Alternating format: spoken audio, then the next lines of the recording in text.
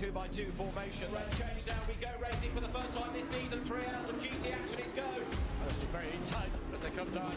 Group of cars coming in, this has all got trouble written all over it. This is G3 cars. Drop downhill, they head towards the Aqua Minerale. Imola, of course. There's another one off through the gravel. As wide as possible as they drop downhill, putting that truck inside line. Yes, he did. Through he goes.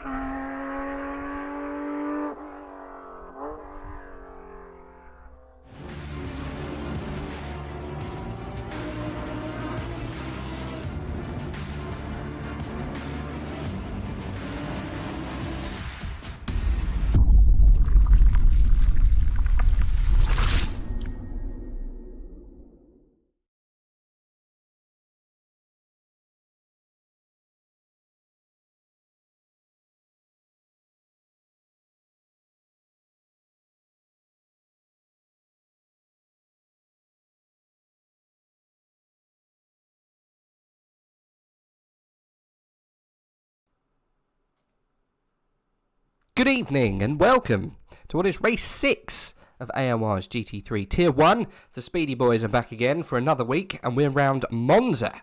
Fantastic race course, so let's see what the boys can do. I'm Rage F1 and I'm joined as always by my co-commentator TwinBarrelJay. Now I've heard, mostly on Monday afternoons, he can be found on the outskirts of Parabolica, jumping for glee like a little schoolboy. Is that true?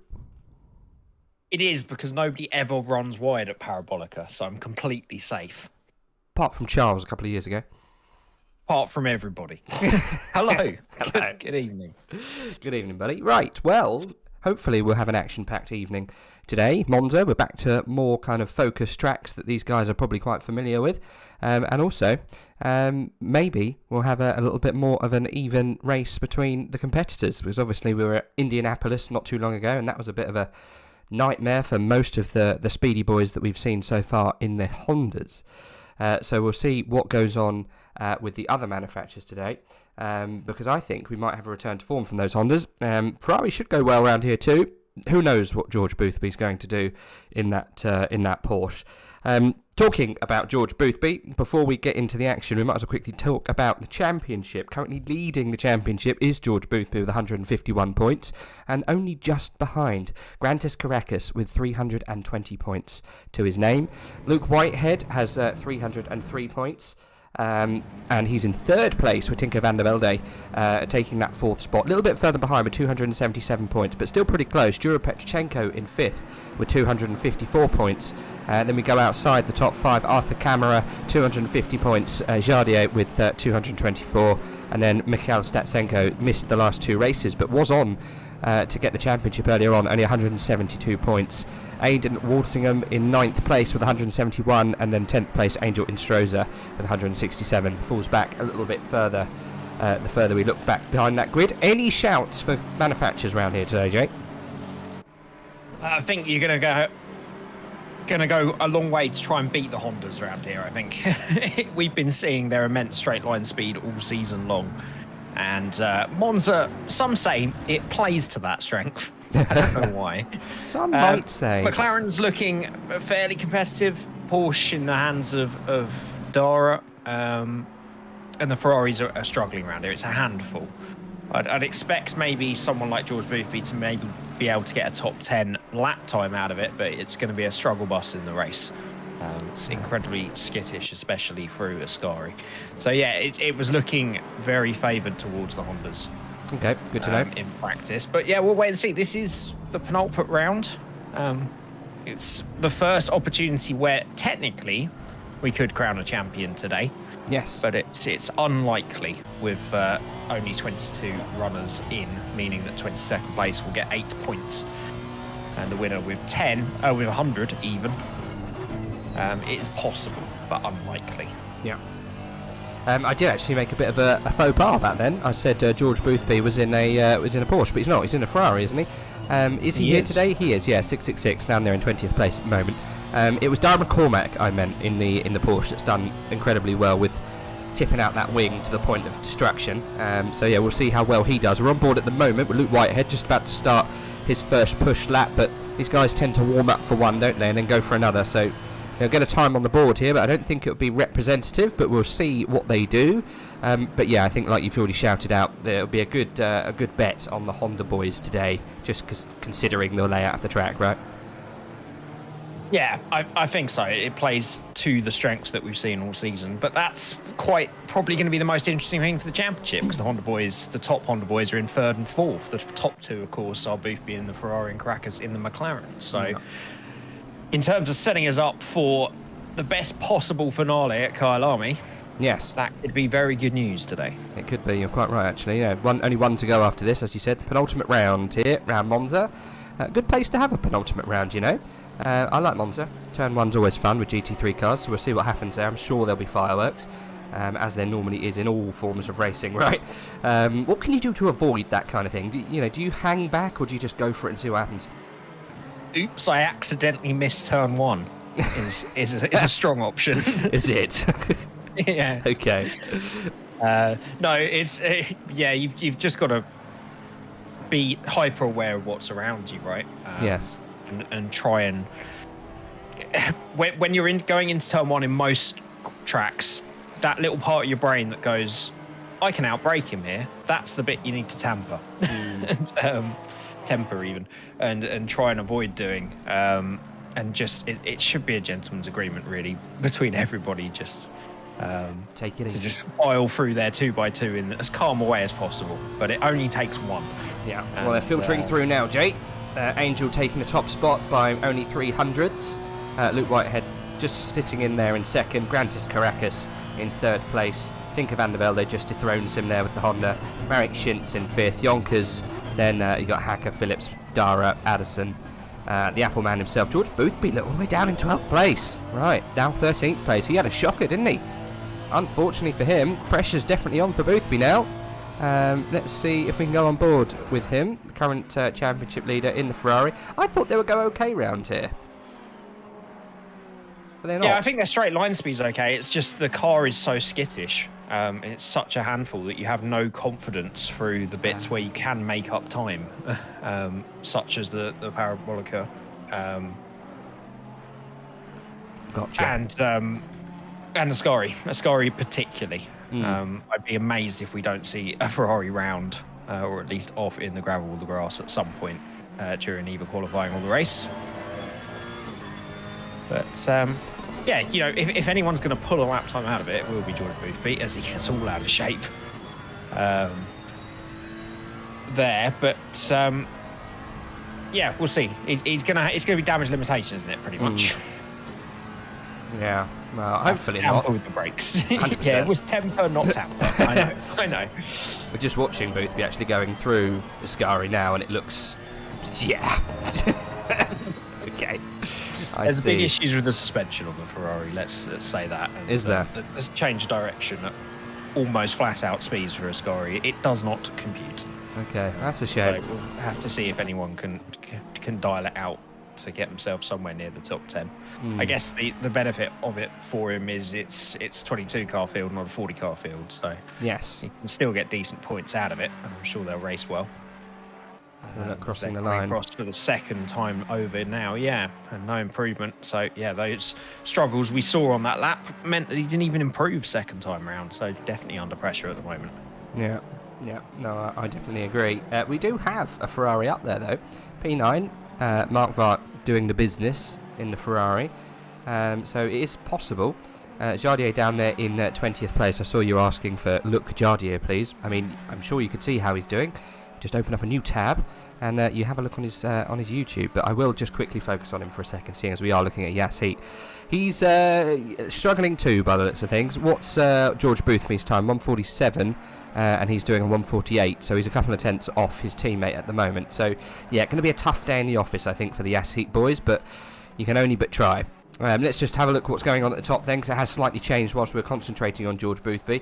Tinker van der Velde has taken, I think, the lead away from Adrian Strozer. Yonkers has also moved Luke Whitehead down to 4th place. Grantis Caracas settling for 5th. Marek Schintz, though, doing very well in 6th place there, sorry. And then we've got Wanko Dimitrov in 7th. Leon Burnt in 8th. Mark Vart 9th. And then Felix Hacker in 10th. In an Aston, Jay. Mixing it up. Distinct lack of BMWs today. Yes, they all seem to be missing. I know there was probably the biggest race in ACC of the year yesterday, and the BMWs went incredibly hard all the way through that, including 2 of our regulars in Isaac Price and Nils. They were fighting for 3 or 4 hours at the flag. Oh, God. Between them. So, yeah, probably taking a day off after that. But yeah, and maybe not a strong car around here either. I was about to say the Hondas are absolutely clear, but Petrochenko sticks it into 3rd place in that McLaren, and that's very competitive for the Whipperman Racing car. He's less than a tenth away from Van der Velde's time, so maybe the McLarens could factor at the top. I was going to say they were almost half a second clear, the 4 Hondas, but he's keeping it interesting, and Shins has improved as well to get within 4 tenths as well. Hunting barrier in that Aston you were talking about. Felix Hacker's switched to the Aston, hasn't he? Because he was in, I'm sure he was in a Mercedes. Hacker was in a Mercedes last season. Okay. So he switched over for this season. I thought he was in a lime green one, this one as well. I might obviously wrong. No, he was in a baby blue Mercedes last season and switched up to a different car this season. Yeah, as far as I'm aware. I think you're right. I think you're right. But they're looking more competitive here than they have done all season so far, those 2 Astons. Nicely inside the top 10. George Boothby's finally got a lap together then. He's winning half a second of the lead now, but that's only good enough for 10th at the moment. Luke Whitehead was improving by 3 tenths, but he's lost it all in the middle sector. So I don't know what he's done in the first sector, but there's plenty of time to find for Luke Whitehead, sorry, and not George Boothby. So yeah, we'll see if he can improve. He's a 10th up at the moment, so this technically could be a chance at pole position here. 5 minutes to go, Jay. Going through Parabolica, he's still got that 1/10, which is fantastic. He only needs half of that really to take pole position. I think he's going to do it, take it away from Tinker van der Velde, and he has done by 1,000th. Or is that 100th? I can't remember. That's just 100th, isn't it? So it's barely anything, is it? Yeah, fantastic job there from Luke Whitehead. Dethrones Van der Velde for another time. Yeah, but by no means comfortable with just 100th between them. Still, anybody's in that top 5, and anyone else could potentially spring a surprise. We're going to need, or he's going to need, maybe a bit of improvement. Grantis Caracas in that McLaren. He can see what the car can do now in Petrochenko's hands. Grantis Caracas, of course, challenging for the title. He's just got better and better as the season's gone on. He's been consistent as well, hasn't he? Yeah. Let's have a look at some of his second place. Let's have a look at his terms and how he's getting on. So standings for Grantis Caracas. Yeah, second place, only 30 points behind the lead. He's had a win. He's had a 3rd place, and then 5th place, an 8th, and a 13th. So it didn't go well in Indianapolis for Grantis, but the Lithuanian has come good towards the end of the season, which is good. Oh, sorry, no. I meant he's been getting worse and worse. Sorry. No, it's Watkins Glen. No, he has got better and better. You're right. It's Watkins Glen was his worst, and then Indianapolis he came 3rd. Then it's 5th after that. So yeah, he has been going from strength to strength. You're right. You're not wrong at all. I just realised, you were doing them in reverse order. I was. I don't know why anyone would do them in reverse order. He's 3 tenths down, though, on this time, so he'll be going for 1 more. This was just a warm-up phase, it seems. Dara pops himself up in 6th place in that Porsche now, 3.5 tenths off. Gets himself just ahead of Schintz in the Mercedes in 7th place. So that's much better from Dara. And, yeah, we need him up there with those Hondas to not let them run away with it. Although He's had a very unstable car anytime he's tried to set it up for straight line speed this season. So He has.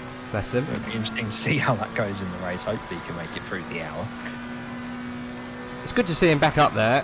We'll just have to see how it plays out in actual race pace, won't we? You know, it's one thing being quick over a X amount of time, but it's the race pace that, you know, determines where everyone finishes, obviously. And with having those Hondas so powerful at the moment, it's going to be quite tough. Grantis Caracas, no improvements at the moment. It's going through the Lesmo, by the way. I thought I'd concentrate on one driver whilst he goes for this fast lap. Who have we got improving? Jura Petrchenko, your man of the hour. He is improving at the moment. He's in 3rd place with a 10th in hand. So he might improve, actually, looking where he is. He's actually on the bubble now. He's lost that 10th. Can you see whereabouts he is on track? Might give us a... He's just coming through turn 3. He had a very scrappy lap because I was actually on board with him. And he's just started a new one. So I think he had a good turn 1 and 2. And we'll see if he can carry that on throughout the lap. Yeah. I was going to say it was either the start of the lap or the end he is. But Grantis Caracas, 2 tenths up, Jay.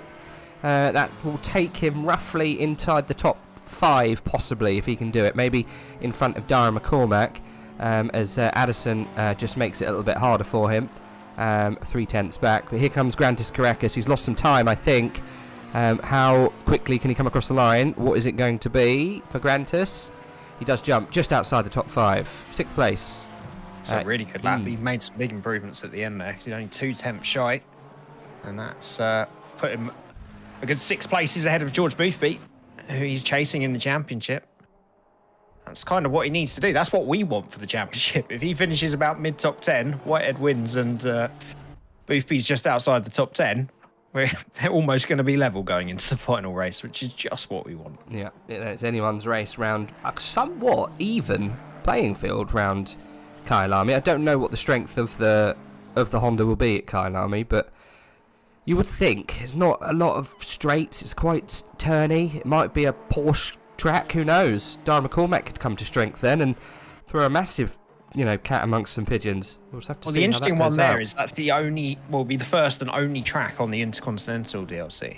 So that's as far as I'm aware, if it's still the case, then we're going on to another BOP. We've seen the European and the American BOPs so far. So yeah, it could be anybody's. That one. So just saw Yonkers come across the line. No improvement from him, but we do have some improvements going on throughout the grid at the moment. Adrian Strohs is coming out of Ascari, 2 tenths up. Jay could see a move at the top yet. Tinker van der Velde a 10th up as well. Not too sure where he is on track, but he's looking to make an improvement. Dara McCormack back there in 9th place.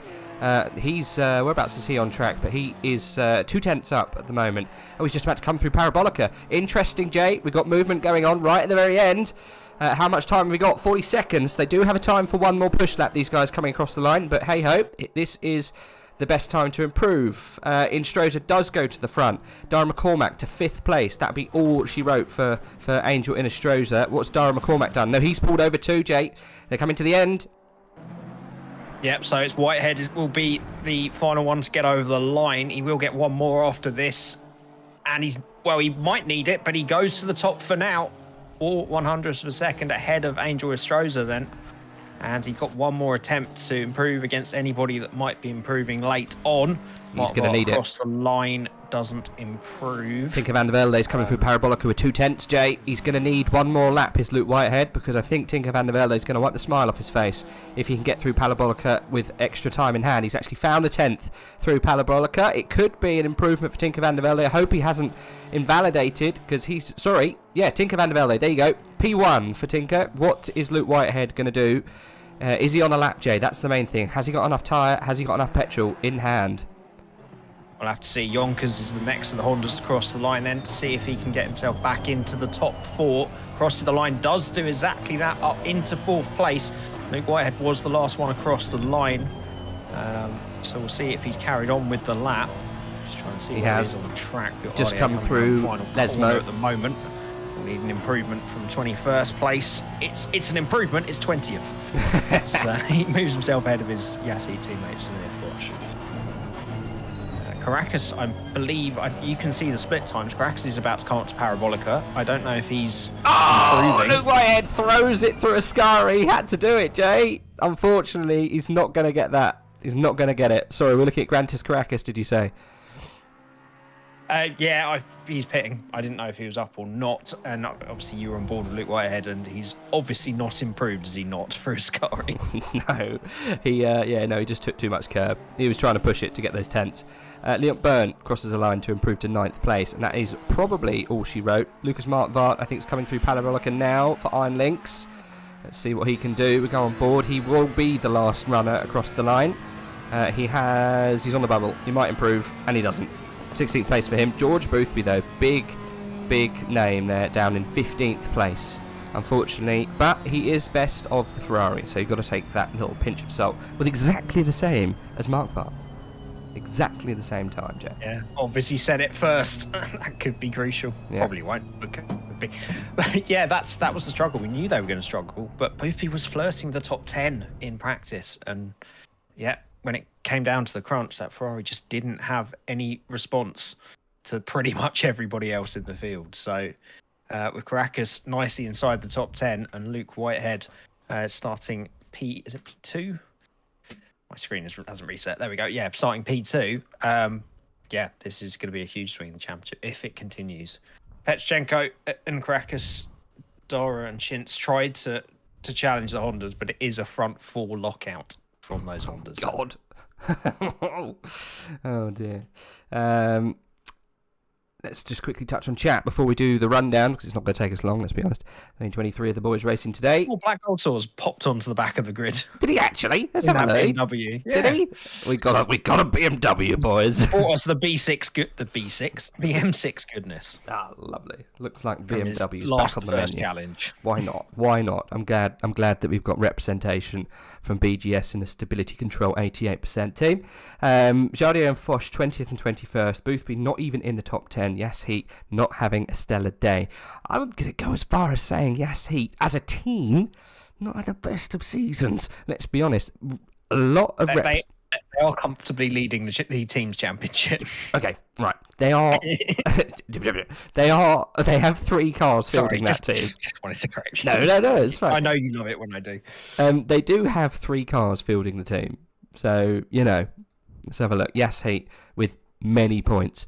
There's 2 Yes Heat teams, and I've never been able to work out who is who. But I presume the Ferraris are together of Boothby, Samir, and Hardier. I presume. Yeah, why not? I don't actually know which one.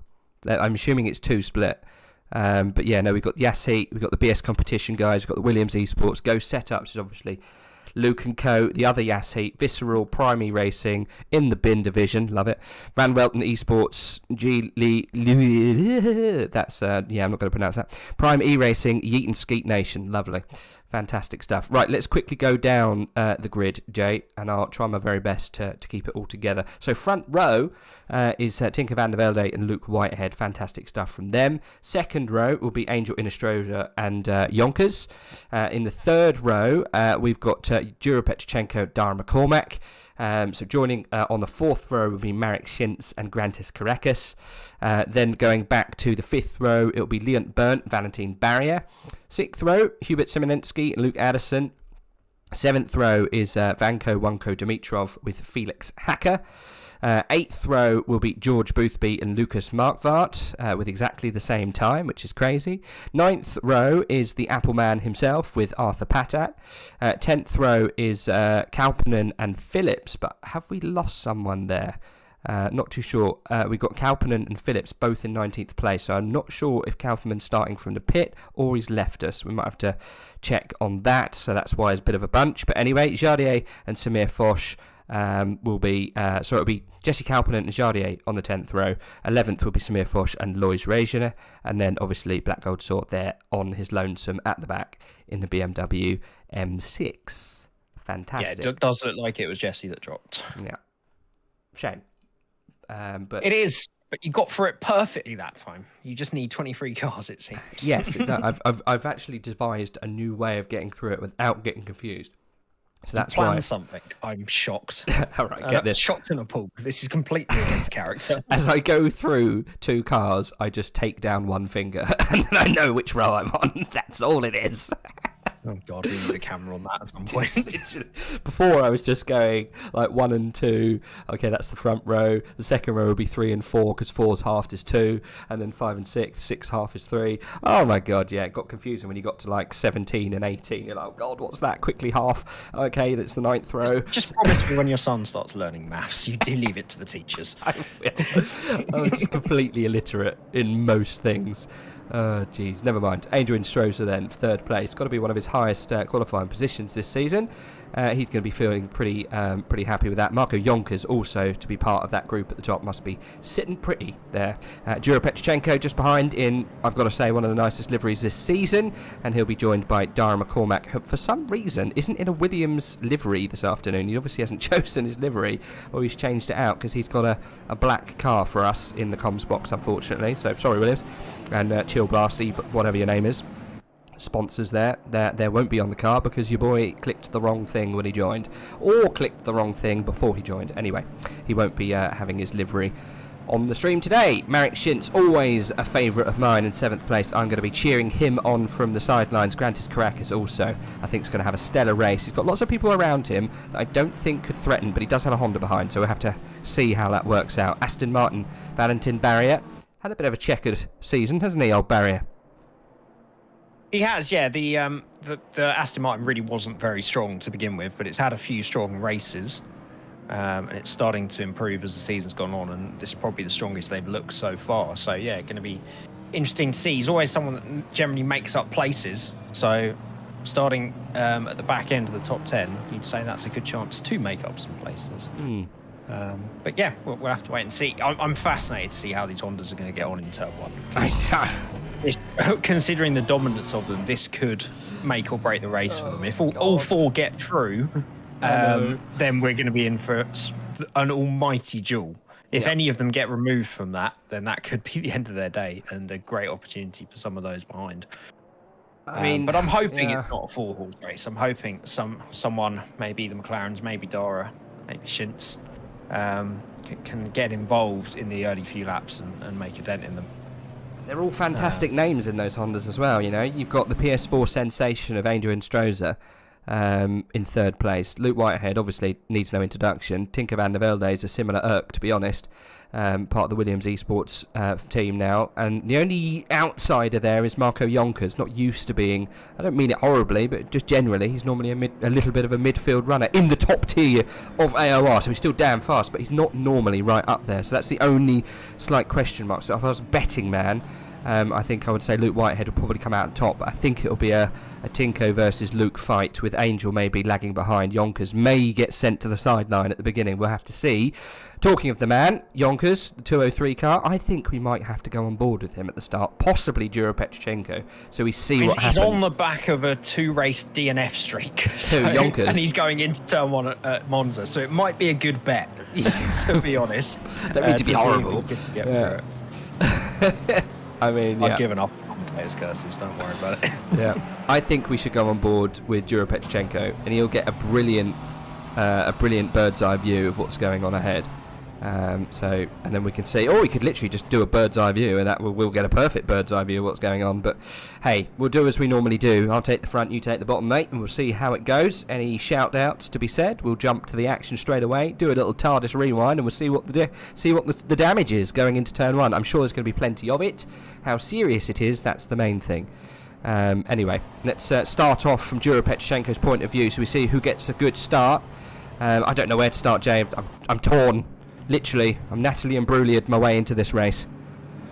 Yeah, I would stay maybe on one of the second row Hondas, then you get the action behind and the front too. I'll be back with Hardy and Black Gold Saw at the back and let you know anything that's happening back there as they're underway then. They are straight away fighting. Luke Whitehead and Tinker van der Velde. Tinko pushing Luke, the panel beater, to the outside, but he's staying line of stern there. Doesn't want to make any desperate moves. Look at Petrochenko, look, in the outside, doesn't make any moves there. Crucially, Angel Nistroza getting pushed out into the dirt and causing a few issues for Dave, but in the background, but no contact. Anything going on at the back, Jay? Yeah, George Boopy went 3 wide with an Aston Martin and a McLaren. I'm just trying to find out who the McLaren was. It was Dimitrov that he pushed out wide. and he's lost 4 or 5 positions. Hardier made an okay start and then got muscled out, and Black Gold Swords made up 3 positions already at the back up to P20. Oh, fantastic. I can't see that there's any drama going on as much as, I think there's a bit of a loser there in Jura Petchenko. Can't remember where he started now, to be honest, but I think it was in 5th place. He's actually lost 2 places to Marek Schintz and Dara McCormack. He's got Grantis Caracas, his stablemate McLaren there, just looking for a little way through. Grantis Caracas hoping to improve. Then the gap back to Valentin Barrier, who unfortunately this season has found the barrier a few times, especially in where were we? The American track that nobody liked. That was an hour long, too long. Indianapolis, there we go. Found that outside barrier a few times, didn't he, Valentin, unfortunately. To his namesake's, unfortunate for him. Oh, Huma Simozensky has lost it at Ascari. He's found a barrier. I was keeping an eye on everybody through there because I was pretty sure someone was going to lose it on the first lap, and it's Hubert Simonowski in that Honda. We're on board with him, coming towards Ascari then. Did he lose it himself? I saw the back end of it, I think so. Right, we're watching it. He's not had a good season, has he, bless him? Looks like he may have tapped the back of one of the other Hondas and then, just got muscled out. And, a little bit of a tap on the exit of Ascari. Shouldn't be too bad. He should be off and away. Has he pitted? I think he might have done. As we go back on board with Luke Whitehead, and there was a small gap opening up between, as we thought, Tinker van der Velde, Luke Whitehead, Instroza and Yonkers. Yep, it's not much at Monza though. That's one that can be eaten up pretty quickly, but it is starting to develop a little bit. What's happened to Grantis Caracas? We've lost to McLaren, yeah. We have. I was going to say, Caracas was all over the back of Petchenko, but he's not anymore. Trying to find him. Let's see if we can go back. We lost him completely. I think he's dropped, unfortunately. That's such a shame because he made a good start. He was on the back of Petchenko up to 8th place. It's not just a shame, Jay. In 2nd place in the championship. This is massive for the championship. It is, yeah. It's not what he would have wanted at all. And what we in the sim racing call a mechanical, because it's all that we can. Unfortunately, as hopefully he can rejoin, but it's going to need a miracle to get any decent points from there. That's such a shame.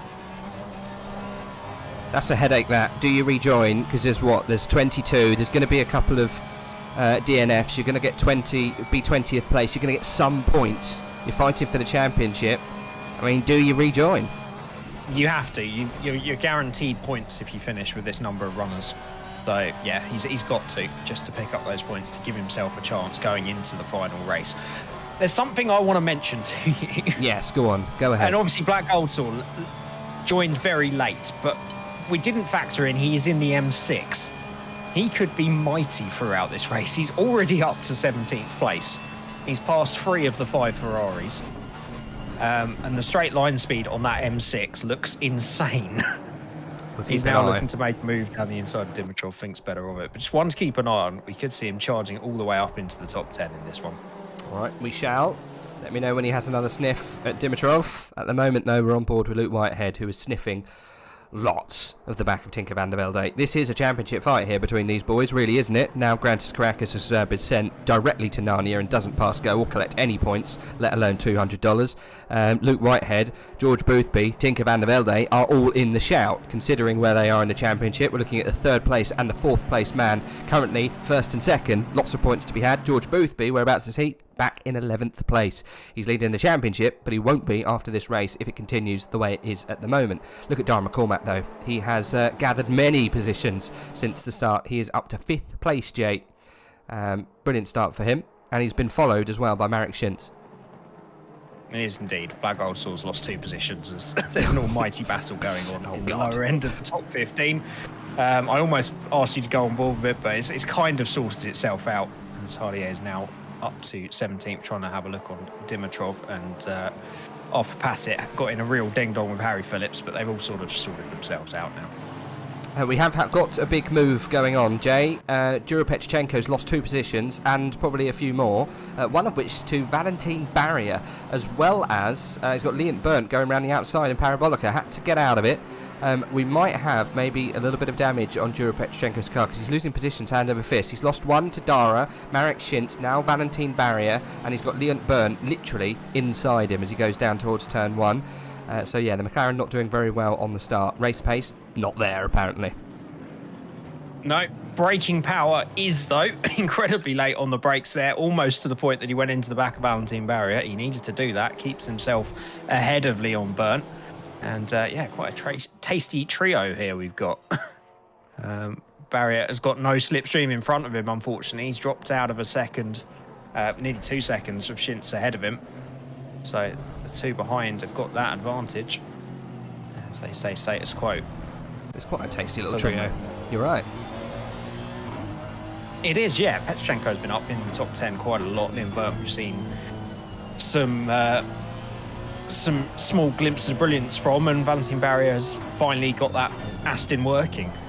It's the new one to the top 10 from the past few races. So yeah, we'll have to see how it goes. The gap at the front then down to just under 3 tenths, and you're right, that gap is continuing to extend, isn't it, between the front 2 and Inestrosa and Yonkers in 3rd and 4th.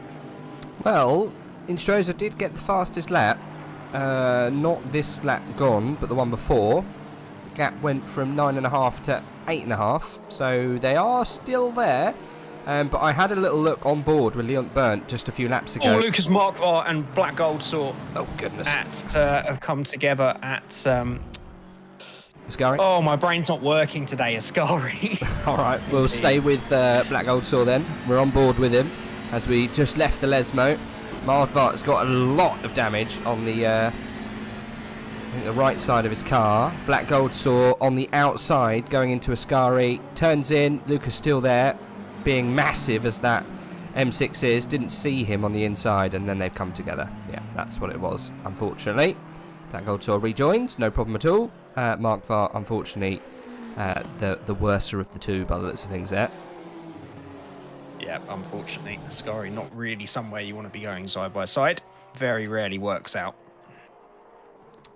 Just looking at the gaps at the top, Marek Schintz is getting close to Dave, which is quite worrying for Dave. Needs to be a little bit further up if he wants to keep his championship alive.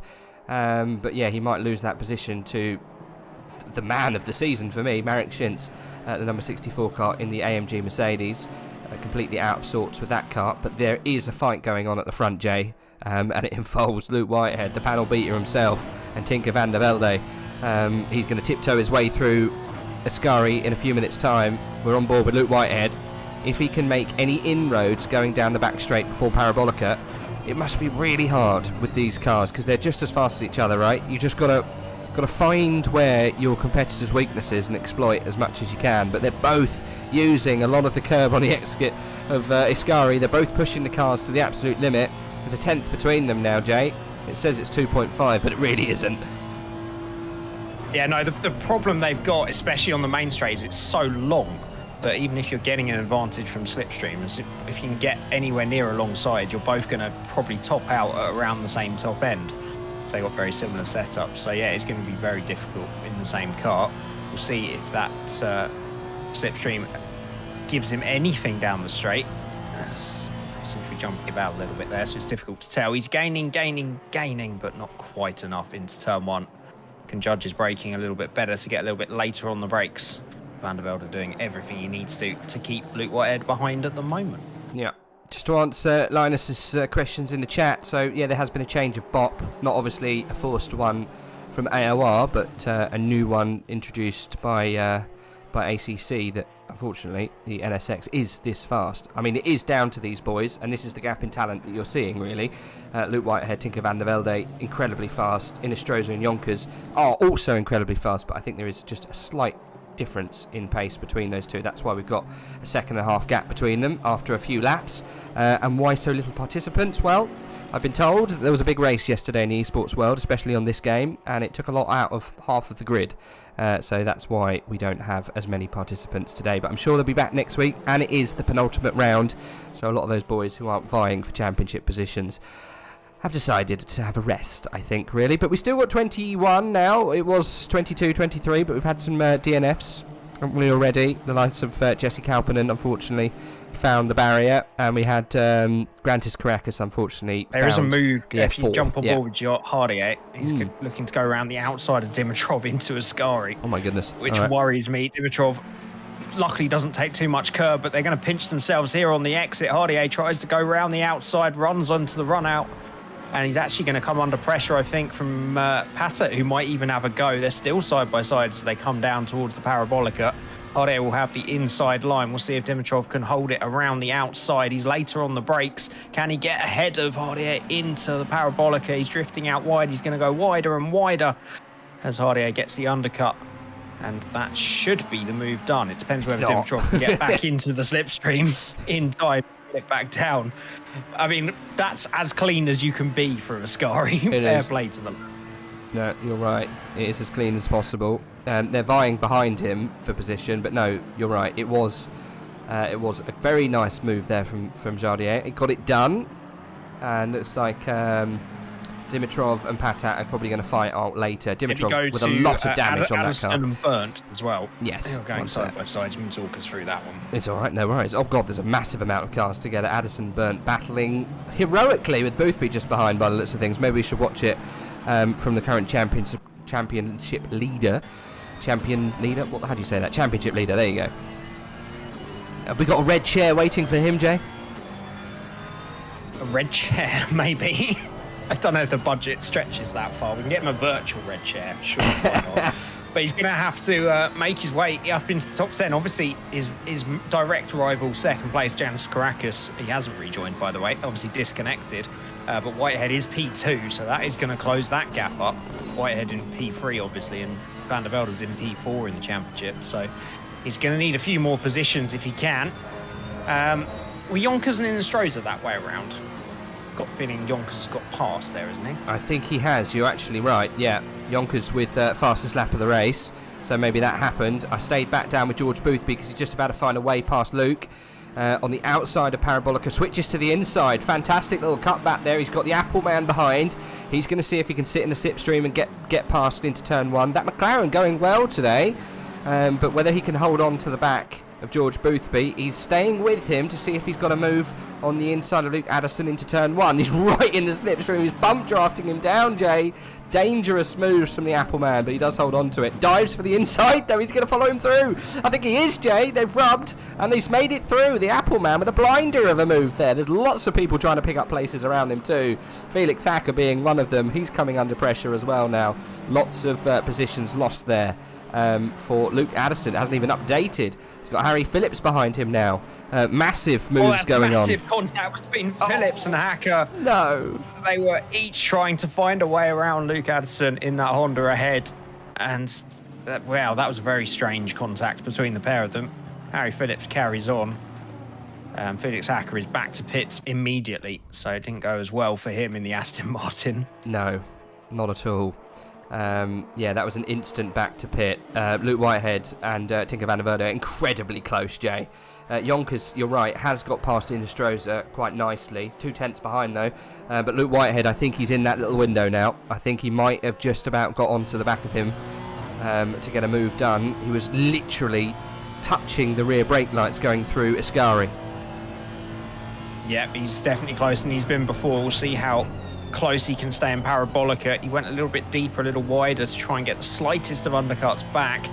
It's not really worked, but he's still close enough, and we'll see if that slipstream's enough to get him alongside into turn one. Van der Velde just seems to have a tiny bit more pace out of the Parabolica, which means slipstream's not quite as powerful as takes him all the way to the end to start catching him. And yeah, it's not going to be enough again. This is going to be a race-long battle, I feel, between these two. Yeah, I think so. They're so evenly matched. Yeah, we've almost got a little bit of a, a second battle going on with these boys just behind Yonkers and Innestrosa, both fighting for position. Just only a few seconds behind. But yeah, you're right. They have switched round, so I'm not too sure what happened to in Stroza. Must have had a slight incident, but managed to keep the pace going down. So yeah, we've got a pitter though already, Jay, in the likes of Dimitrov. Oh, he went to the pit, didn't he? He's still there, is what I'm going to say. No, it's Felix Hacker that went to the pits, who's now left the server.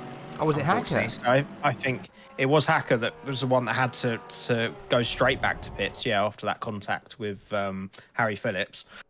So yeah, that's a normal pit stop, I feel, for Dimitrov. Although I feel like we have seen him caught up in... No, he was battling Hardier, wasn't he? Yeah, he's definitely Hardier not going anywhere. him. Is he going somewhere now? Let's have a look. Yes, he is leaving. You're right. It's a normal pit stop. Crisis averted. Yeah, it is a normal pit stop. We've got 4 incredibly close battles. I don't think I've seen this before. We've got first and second, third and fourth, fifth and sixth, and seventh and eighth. All in their own little race between each other. You're right. Yeah. And just got to keep eye on those gaps, really. Seventh and eighth even as well. Yeah, Petchenko and Barrier. So, yeah, I mean, keep an eye on those, whichever one you want to look at, really. Either of those positions can switch around at any point. But yeah, it's a very early stop for Dimitrov. Maybe he was holding on to the back of Hardier since he passed him. Since Hardier got past Dimitrov. So maybe just trying to undercut him and do something a little different. It is fairly early, though. We've got a penalty on the board for the Appleman, so not too sure what happened there.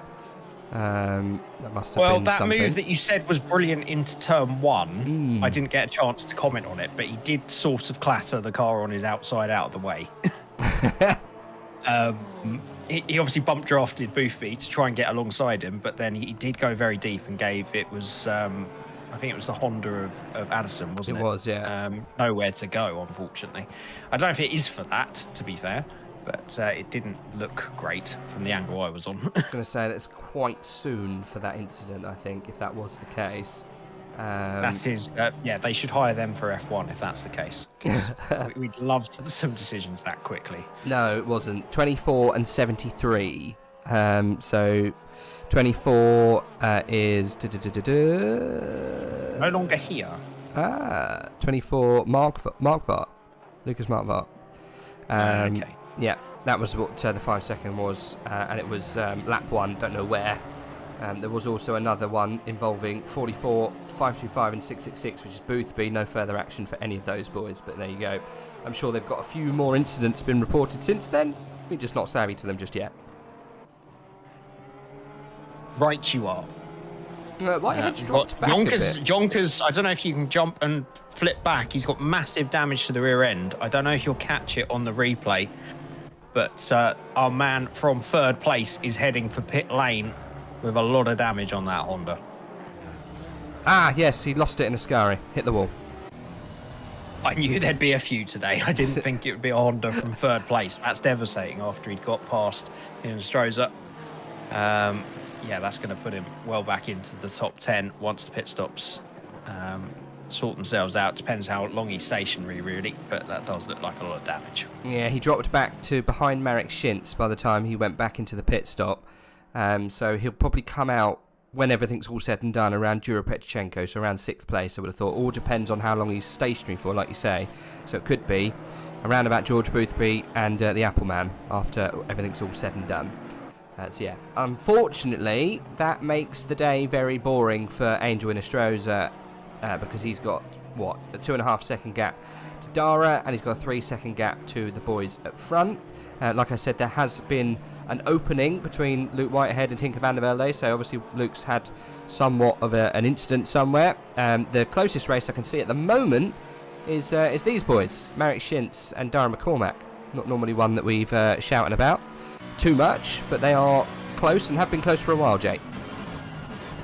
Yep, and Dara got very out of shape a few corners ago at the Lesmos.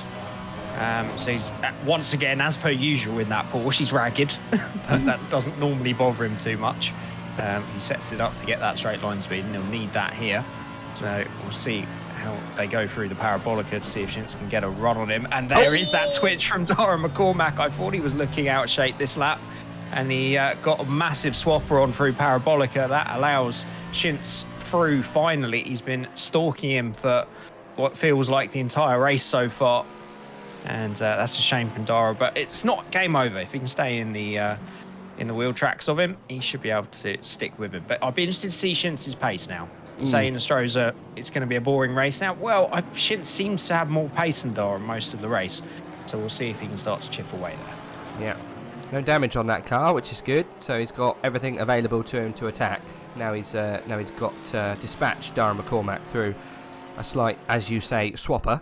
A little bit of a tank slapper caused that incident. Yeah. So yeah, upper position for Marek Shintz. 4th place for him. Lovely to see him so far up. Yeah, good to see that lovely liveried AMG Mercedes that high. No one drives that car anymore, and I don't know why. It's obviously doing well for him, for Marek Shintz. Can't remember where he finished last season. Definitely wasn't as high as he is at the moment. So yeah, it's doing well for him. Yeah. There was a Mercedes that won 24 hours of Spa yesterday. Ooh, but wow. I think that's very much a Spa thing. Okay. You're right. It has sort of fallen out of favour for a lot of them. Talking of Yonkers, we wondered how long he'd be stationary. He's come out just ahead of this battle, and that puts him a couple of seconds behind the Porsche of Regnier. And a good 13 seconds behind the battle of Dimitrov and Simonansky, who are the two that have pitted. So, yeah, he's going to be well outside the top 10 when things shake out, unfortunately. That's nasty, that. Yeah, never mind. Yeah, I can see he's P20. Well, he's last, let's be honest. You're right. I could have summed that all up in that. he's now last. Oh, dear. He is now exactly last. What have we got going on then? Let's have a little look. Well, luckily we can see it all in one page, Jay. We don't have to go hunting. It's a little bit no man's land at the moment. The best race that we've just had on track is the one that we've just watched, unfortunately. Marek Shintz, he's actually catching up to the back. Whitehead has pulled the trigger. I was going to say, either something's gone on with Whitehead or he's in. So there you go. Yeah, so he's been tracking Van der Velde since the first lap, so he's going to try and do something a little different, get in early and see if he can hit that out lap as hard as possible to jump his competitor. Well, it'll be interesting to see if that works out for him. Whereabouts are we? 37. I mean, it's bang on, isn't it, for a time when you would pull the trigger on a pit stop. He's still stationary. I mean, there's not much going on in the race at the moment, so we might as well stay with him. Whereabouts do you think he's going to come out? He'd be bang ahead of Simonensky. Should be, yeah, comfortably ahead of Simonensky. I don't know the gap on track between Black Goldsaw and Simonensky. It's quite a way. Yeah, so he'll be in lovely clean air, and Simonansky's only just coming through Ascari. So, yeah, he's going to be in a track all of his own, which is just what you want to try and get that out nailed. It is. Talking about absolutely massive gaps, we're on board with Black Goldsaw. He is currently last of the non-pitters because of that spin that he had earlier on with Lucas. But he is closing down on the back of Samir Foch. Yes. Lois Regnier, he seemed to go off track and then suddenly teleport back on. But what means that's happened, means collected Marek Shintz on the exit of Ascari. That is terrible luck. It looked like his car was disconnecting to me and then suddenly appeared back on track. I don't know if Shintz would have seen that. Let's have a look what happened. Catch it on the replay. Yeah, okay, lost it on Ascari, hit the barrier. Oh! Wow, okay. I can't say I've seen that before, mate. That is the mother of all rubber bands.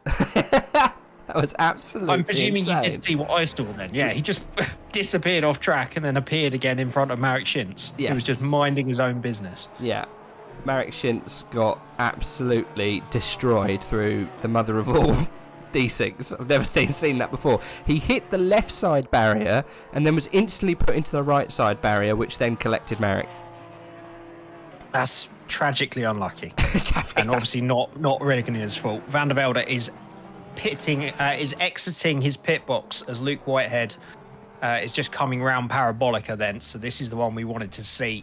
Has the lap early worked for Luke Whitehead? Van der Velde wanted to cover it off straight away. He's leaving his pit now. Out of the limiter, Jay. Where is he? Has he made it?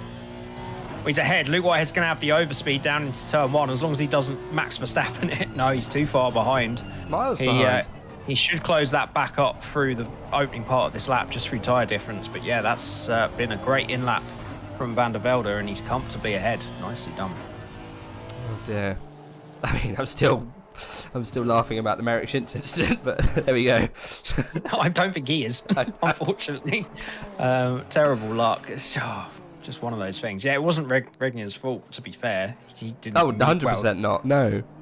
Definitely Well, I mean, not. he obviously spun, but the rubber band wasn't his. I don't think I've ever seen something quite so funny. We only saw it like as it came like underneath a barrier, just where they were with the camera angle, and it was just like a pinball just going bing, bing, bing, really quick in between the two barriers. And yeah, poor Merrick Shintz just in the middle of that. I'm sure there'll be some memes going on in the Discord after the race. Sorry, but we have lost him. I think, as much as we say it was funny, I think he actually has left. He's in his pit box at the moment. But we've got 19 drivers, and I can't see Shintz on the list. Oh, so... Shintz, sorry. I thought you meant Regnier. No, you're Regnier's right. still here. Shintz did the naughty one, and he's disappeared, unfortunately. Yeah, that's a shame. Well, yeah, you just got to shrug your shoulders sometimes. And yeah, that's that then, I guess. that happened. Yeah, Dara McCormack pulled it into the pit. Valentine Barrier also in the pit, Jay. We're in a crucial period in this race. It's happening right now. I'm trying to see what the interesting battles. I guess it will be Dara against Inestrosa. So the two that were in big battles with Yonkers and Shintz now might be battling each other. I'll have to see. Dara coming to pit exit now. The two front boys just gone through. Will comfortably be ahead then. But that'll be the battle for what will now be third place, won't it? Yeah. For the final podium position. So we'll see what kind of pace Dara's got pitting a couple of laps after Inestrosa. Yeah, obviously because Merrick Shintz literally just got pinballed to Narnia, and we won't see that little battle with Merrick anytime soon. But yeah, there we go. So a lot of the top boys have pitted, and we'll probably see the likes of Petchenko, Boothby, and such all probably pitting quite soon, because they're going to have to cover it off, otherwise they're going to get left for dead, unfortunately. Black Gold Saw has made it past Samir Foch, by the way. Nice, he's on the comeback trail. That M6 will be on the podium. We've heard it. Yeah, the Boothby, it might be worth hanging it out for a bit. We'll see if he does. Petchenko and Burnt pit in. The one that I'd be interested in will be Burnt against Barrier, because Burnt was all over the back of Valentine Barrier before he made his stop. So we'll see how close they come out. Boothby's not going to break out. He's going to come in. So they all came in pretty much, apart from Addison and the Apple Man. Obviously, the Apple Man doesn't want to come in because he's got a 5-second penalty, so he's going to lament that for as long as possible. Though, he wants to lead a lap. Does he? Okay. I'm not sure he is, though. Actually, off Passett, Hardier, Luke Addison, and Apple, yeah, quite a few have stayed out, so he won't. Yeah, no, not going to lead just yet. Yeah, the Apple Man currently is leading. Then Addison, then Jardier, then Passett. Yeah, and Black Gold. So, and Foch also not pitting just yet. So I have to see what happens with them. Right, well, let's see where this brings out these guys. Crucially, though, I think George Boothby is probably one we want to focus on. Leon Burnt's just left his pit box. Well, I'd say Leon Burnt, because I think that's going to be very close with Barrier. Okay. Yeah, because Barrier was a little bit further behind... Dave, so we have to see how that happens. Petchenko leaving his box as well. So I'm not too sure how close that's going to be. Let's have a look. So we're on board with Leon Burnt. Oh yeah, you can see Barrier coming down the back straight. It's going to be close. Yeah, he's going to clear Boothby. Actually, maybe Boothby was the one. He just about clears him, and he comes in behind Leon Burnt then. So Leon Burnt has jumped him, because as I say, he was all over the back of Valentine Barrier before the stops. So that's Leon Burnt upper position by pitting a lap later. Yeah, maybe the undercut's not the one here. No, it would seem not. So it's probably good for these guys to go long. The slipstream is the one, because now Van der Velde's managed to get that where he got just over a second, didn't he, after the stop. He started to pull away, so maybe it was just that slipstream that was enabling Luke Whitehead to hold on. We'll see how it develops over the next few laps, but it's definitely advantage Van der Velde at the moment. Yeah, I kept an eye on that. It went 2 seconds, over 2 seconds, and now it's coming down again. So I think Luke had a bit of an issue. I think he had a whoopsie, to be quite honest, because that gap's now coming down again. So it was 1.8, it's now 1.7. So yeah, George Boothby welded into 11th position today. I think so, maybe. Whereabouts is Boothby at the moment? He's in 14th. But when it all sorts it out, I'm not too sure where he's going to be. Maths and all that. I think he'll be a little bit higher than that, but we'll have to find out. Yeah, he'll jump Black Gold Saw, Foch, Passett, Hardier, and Apple, I think. But I think he was behind Addison or around about where Addison was. Although he's on the back of Barrier now. Barrier was P8, wasn't he? That's probably the fight we should really be watching, really, isn't it? George Boothby and Barrier. I think they're the closest on track at the moment, aren't they? Yep, yeah, absolutely. And not a battle we've really seen this season, so it'll be interesting. Ferrari against Aston. Boothby obviously needs every point he can get for the championship. Luke up in a provisional P2 at the moment. Not really making an impression into turn 1, but he is much later on the brakes. Closes up, Barrier gets a bit too much curb. The rear end tries to get away from him, but gets a really good exit out of turn 2 that kind of saved him there a little. And they come out the corner about half a second apart as they went into it. Yeah, it looks like that Aston Martin's a bit skittish on the brakes, eh? Not as safe as the Ferrari, at least. Ferrari looks mighty faster through the low-speed corners, but maybe that Aston Martin's just a little bit more stable through the high stuff. So, cancelling each other out, maybe. We'll see. We'll stay with George Boothby, see if he can make any inroads on Valentine Barrier. They've stayed somewhat close, so we'll see. I think Barrier might be just losing a bit of confidence in the car as opposed to anything else. Yeah, was very close to losing that rear end after unsettling it over the curb in turn 1. He's had a bit of a better middle of the lap, but the Ferrari's not exactly stable through the next part of the track either, so I don't think either of them got too much confidence in their machinery at the moment.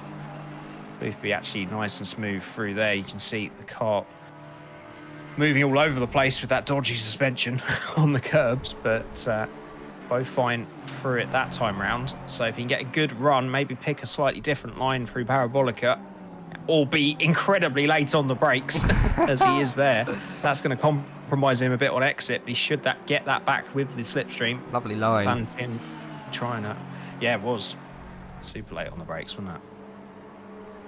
Well, you say you did exactly what you said, mate. Did something different. Tried a different line into Parabolica. Did it work for him? Probably not. Well, actually, 3 tenths out. He was, 4.5 last time around. So he is still catching. So anything can happen. Though Addison still hasn't come in, Jay. That is a bit of a strange way of doing things, but we'll see if that works out for him. Whereabouts would he come out, do you think, Luke? Round about this kind of area, really, with Boothby, Barrier and Burnt. So not too sure if this is hurting his race or doing him any favours. Yeah, there's a nice little gap to Phillips behind. I feel he was around the Phillips Apple mark, I thought, but yeah, can't be sure until it all sorts itself out. Hardier was the one that pitted last time round then, so he could come back out in 12th place. So making up good progress from P20 on the grid. And he'll have fresher tyres to maybe attack a bit the back end of that top 10. Luke's in. Luke is in. The final pitter then has come in. I don't think it's going to be enough for these boys coming through. I think he is going to be Phillips Apple range.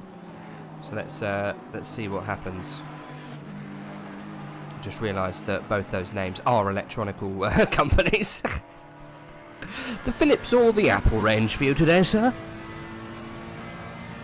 Considering I don't think Phillips really exists anymore, apart from in light form. Yeah. Well, hey, Apple. I mean, TVs, don't they? Phillips. I mean, I'm looking at a Philips screen right now. So there you go. Yeah, but this is used, so I don't know if they still make them. Okay. Sorry, no need for that. No need. Well, where is Addison? Has he left his pit box? I think he has. Yeah, Boothby's gone through, so he might actually be close with Apple.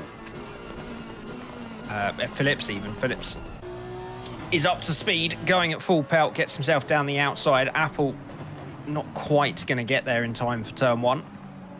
So he didn't choose the Phillips or the Apple, he decided to go for both. He did. He middle of the road.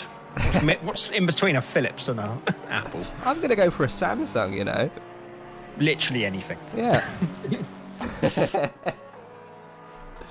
Oh dear. Never mind. Boothby is a lot closer on the back of Barrier as they come through the Lesmos.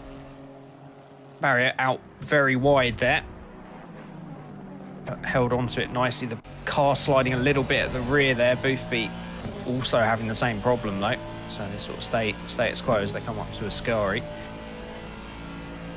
they're very evenly matched, to be honest. That's what makes it The so guys good. at the moment. Yeah, absolutely. Ascari then. That's quite a lot of curve from Barrier, but he's okay with it. The back end stepping out. Boopy. That's the issue with the Ferrari. As he kicks out onto the final exit, he just about holds on to it, but that's lost him a good chunk of time to Barrier ahead of him. It's so scary to see someone go sideways through that part of Ascari, because it is like literally curtains if you don't catch that. We've seen it happen twice today, actually maybe even 3 times, and it was with a Honda for 2 of those options. So yeah, we haven't seen it happen with a Ferrari yet, but I don't want to curse it. He's been a bit like that though this season, hasn't he, George Boothby? He's been a master of cat-like reactions and catching things. So yeah, I'm not surprised he's managed to hold on for this long. But to come out with an 8th place out of this, I don't think it's too bad. Qualified, was he down in like 12th, 13th place? So he's done well. He's got himself up positions through pace and also DNF. So, I mean, it's not that bad in considering what's going on. He's got some big names in the championship who have already left us, like the likes of Grantis Caracas. But yeah, he's going to be a little bit disappointed. You've got Tinker Van der Velde and Luke Whitehead fighting so high up. But for him, it's probably the best way round, right? Because Luke Whitehead's closer to him in points. Tinker Van der Velde a little bit further back. I think that's how it goes. So yeah, I mean, let's see what happens. He's got close though. We're watching from the back of from Valentine's rear wing. So every time that George Boothby gets any pace, like we've just seen there through the Lesmo, nicely blocked though from Valentine Barrier. Good stuff from him. Fantastic driving from both drivers actually. Not to make them come together at that point in the track. You can't make a move there though, can you? No, well, you can if you're George Boothby if you really want to, but it's not advisable the way this Ferrari's handling at the moment. We'll see if he can get a better run through Ascari this time, much later on the brakes. Takes a lot of curb. Barrier taking a lot of curb on the second part of Ascari, and they're pretty much status quo. But, yeah, it's a long way from over. Yeah, I mean, where he is at the moment, it would be a 40-point swing between him and Luke. And obviously there's currently 31, 32, is it? 46 points between them. Oh, so it God. would leave a 6-point gap. Van der Velde is 26 points behind Luke, but scoring 12 more. So yeah, they'd all be within about 10 or 12 points going into the final round at the moment. So every position Boothby can get really will help him out, because he's not going to have much comfort at the moment. It'll be about 6 points between him and Barrier's gone deep into turn 1, Jay. Sorry to interrupt you, I know you're talking deep mass. But yeah, Boothby looking mighty going through Curva Grande.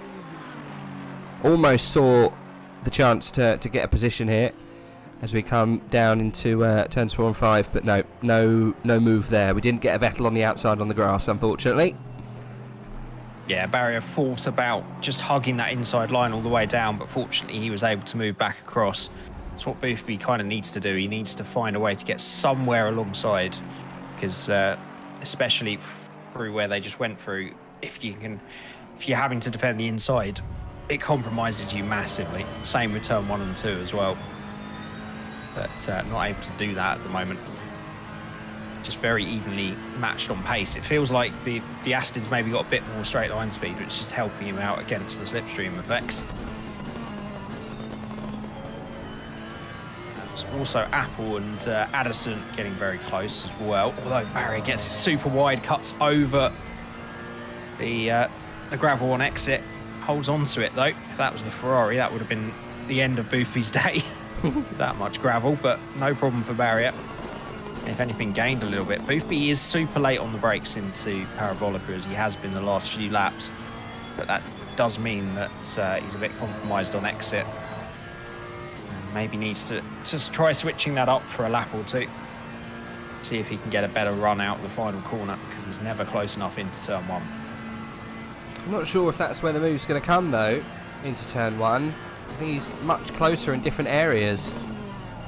Maybe hope for the mistake into turn 1 and 2 from Barrier. Barrier goes deep, but not as deep as last time.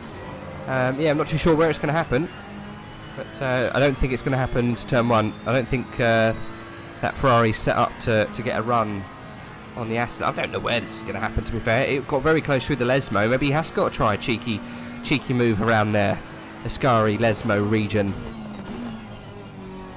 Yeah, it's probably going to come from a mistake, isn't it? Each of them have run wide a little bit here or there, or been a bit of scruffy on in mid corner, and that's where he's going to have to take the opportunity to pounce. Yes, again there you see Barry getting on the exit of the Lesmo, kicking up too much grass, doing it on the second Lesmo exit as well. It's not really hurting him though, that's the thing. He's able to take that little bit of grass and still get a good exit. And yeah, Scari's where he gets to be closest by the end of it, but it's just not somewhere you can do it. But if you can put him under as much pressure through as possible, we could see him kick out wide on the exit again, but just about holds it to the left of the gravel that time around. That was interesting. Valentine Barrier lost it into the entry into Ascari, so what's that, turn 8? And then George Boothby lost it on the exit of 10. So they both counted each other out with incidences. Boothby gets a little bit of a rear end in the middle of Parabolica, so that's lost that nice little line he was on. Yeah, well, I think he did what I said. He took the different line. He didn't go later on the brakes that time, but then he just put the power down a bit too early, and it was too squirrely mid corner. Maybe got to try that again, but get a better mid corner sort of traction input. Lovely turn 1 from George Boothby then. You can see nice little incidences with this Ferrari, but then obviously the disaster that you get through Ascari, I think just doesn't make it worth it. But it's so good on the brakes. He has been all season though, hasn't he, really? But it's not just here.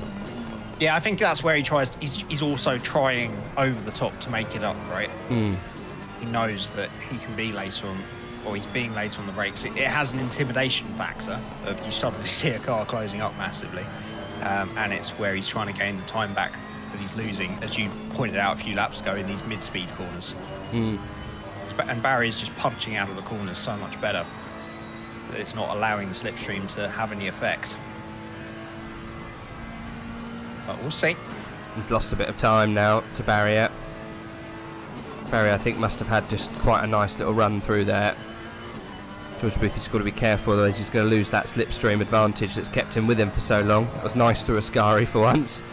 That wasn't too scary. Appleman's got very close to Addison, I think.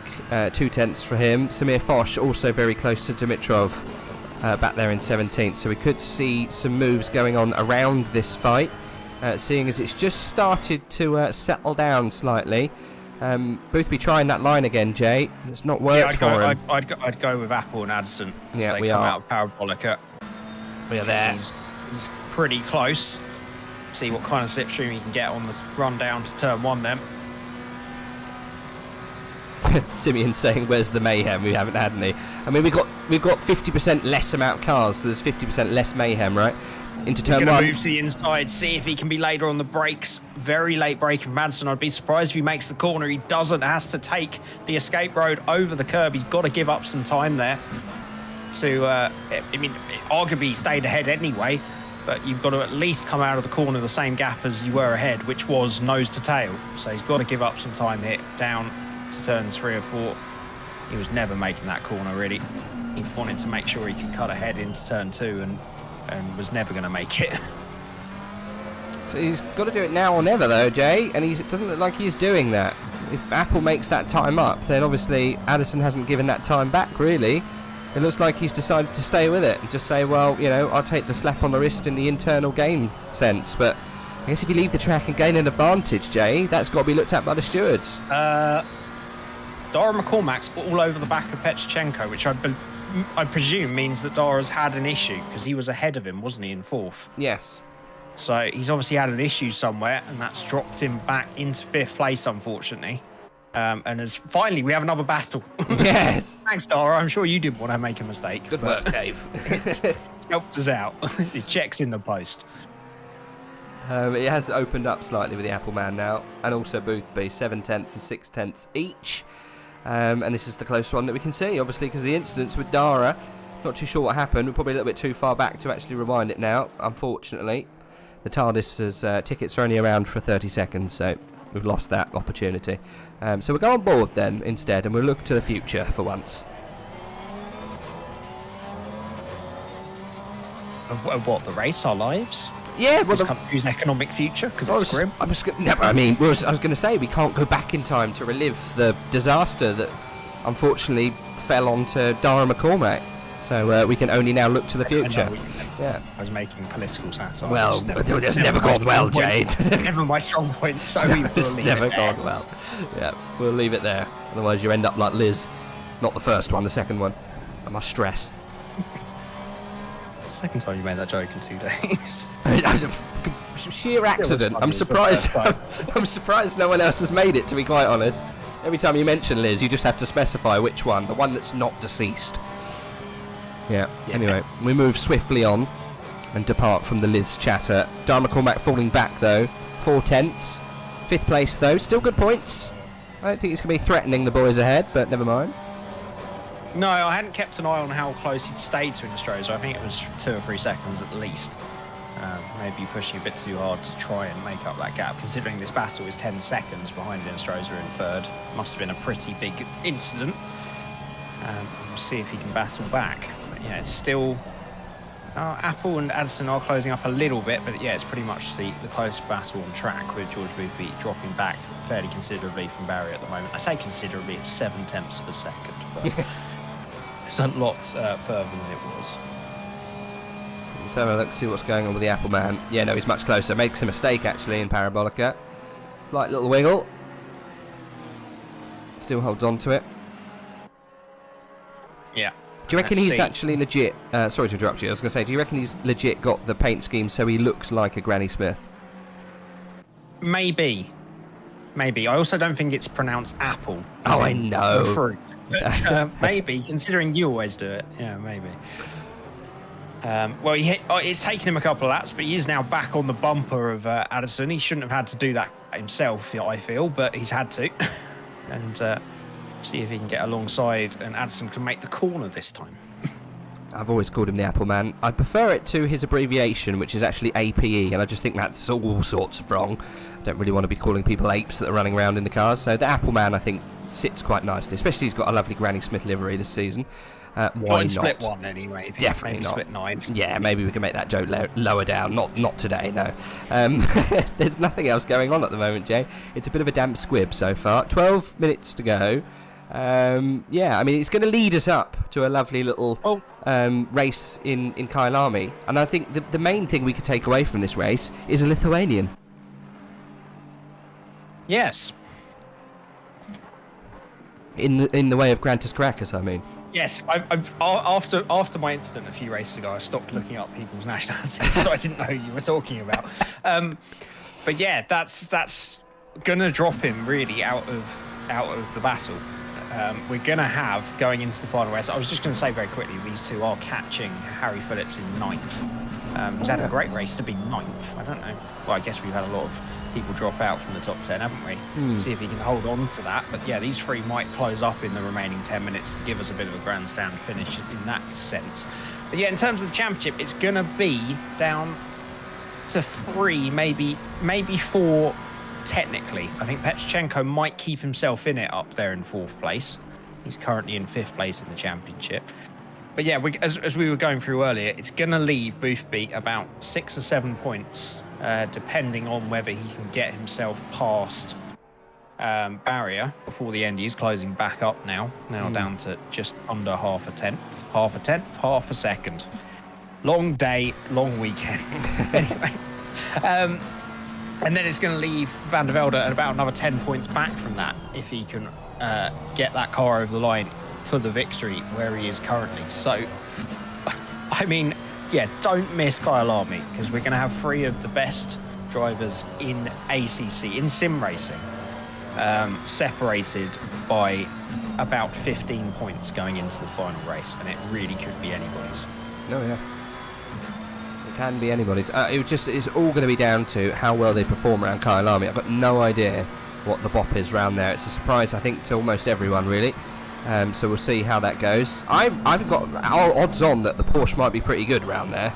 I've got no idea what the weather set's going to be, so that also could throw in some curveballs. Can you imagine rain? I'm just going to put it out there. Can you imagine rain? Kyalami is not an easy track in the rain. It's not. So Yeah, and then you got the pressure of Kyle Army mixed in with the constant peril lap after lap of Jeter.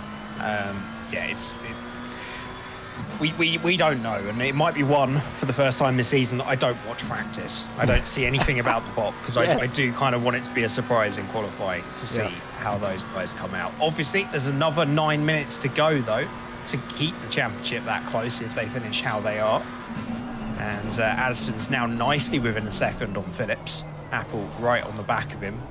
So yeah, these three, Hardier is catching them like a freight train as well. He's now within just under a second. What's he done last time round? 47.5. I say a freight train, it's a tenth of a second. But, he's training up to the back. There's like a locomotive back there. Yeah, absolutely. So yeah, we might have our wish. We might have a four-way fight, especially once the three in front of him start to fight towards the flag. Boothby's dropped outside of a second, as has McCormack. So this will be the one to watch then. These four to the flag, I feel. Neil Robertson in chat saying, what is BOP? Balance of power. So it's what in the biz, they like to say, is how they balance the performance of the cars. So you can have a forced BOP that's introduced by the server rules, which we don't have, and then you have the BOP which is introduced by the game and the track specific stuff, right? Correct. Yeah. As far as I'm aware, it's still the case that there's a separate BOP for each set of tracks. So you have the original ACC tracks, which are the European ones.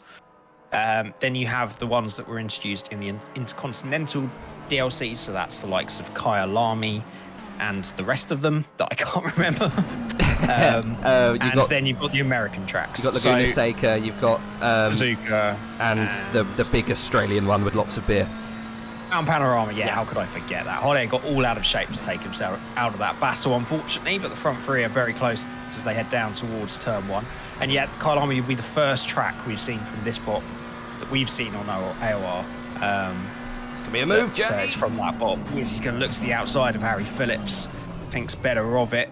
Apple thought about diving down the inside as well. They're all still being a bit cagey. Fast forward that a couple of laps, they won't be so cagey into turn one. It's put Apple all low for the back of him then as they come round turn 3 of the Curva Grande. Will Addison try to hug the inside? He does. He moves very early. He's going to force Apple the long way around. He's later on the brakes. This will pinch as they go through though. And Addison Apple taking no for an answer there. No, that's, I think, ruined our grandstand finish, Jay. Never mind. He had a move, didn't he? He had a go. A little bit of jiggery-pokery there from Luke Addison, but I guess he's been on the back end of a bit of that today, isn't he, really? So he's going to go off and see if he can catch Harry Phillips for the remainder of this race. I think Appleman's got a lot of work to do. He does, but Phillips has definitely been the slower out of this train of three, so it wouldn't surprise me if they can close back up. Patter is closing in on Hardier as well. Hardier's back within the DRS on Apple now. So we still could see our even 5 cars potentially if they start fighting at the front of this group. We do have a little bit of a battle heating up between the rear end boys. Samir Foch and Marco Yonkers going toe to toe. Foch part of the... Oh, he's changed. He's now Feral Kid Racing. Fair enough. I'm pretty sure he was the Assetto, wasn't he, not too long ago? I thought he was. Yeah, he definitely had the livery that Hardier and Boothby were running and still are. Doesn't have it today. He's all red for me. Yeah, same. He might just not have changed it back from another race or something. Yeah, getting sloppy are these boys this afternoon. Might I remind them they need to have on their paint schemes, bless them. But maybe we'll enforce that next time round. We'll give them a break. It is the penultimate, but we want it all to be nice pressed linen for the final race, please, guys. Luke Addison is getting close to Harry Phillips, Jay, and it's happening at the same point. And Jarnier is getting mighty close to the Appleman behind too. We might still get that grandstand finish, but it just involves different cars with 5 minutes to go. Whereabouts is George Boothby? He's dropped a second now to Barrier. I don't think we're going to see it, Jay. Not yet, anyway. No, I think Dora's made another mistake in P5, by the way. Leon Burnett is now 9 tenths behind the Porsche, so keep an eye on that renewed battle as well. We shall. Definitely finding that Porsche tricky today. But yeah, you're right. It's probably Addison on the back of Phillips that might be closest as they come down towards Ascari. He's got a great slipstream, great straight line speed on that Honda that's done those top three so well today. You can get a good run out of Ascari down towards Parabolica. Harry Phillips very wide, taking a little bit of the gravel, but holds on to it. And just some patience here, I feel, for Luke Addison. You don't want to go too deep on the brakes into Parabolica. Just keep it nice and tight, stick to the same line, get the best exit you can. He goes a little bit narrower, which is going to open out on exit. He does drift out, but that has got him a really good exit. He's put the power down very nicely, and he's going to be up and alongside him before they even get to the start-finish straight, I think, here, Rage. Yeah. Played him a nice little spin off the back of Parabolica. Phillips goes defensive on the inside, but Addison's got a lot of that car on the outside. I think he'll run this round and get the move done as Jardier gets the move done on Appleman behind from nowhere, and Apple cuts back. Jardier going for the inside line. They're rubbing at the back there. I don't think that Jardier's made it happen. He's had to settle. That was an inspired move, came out of nowhere.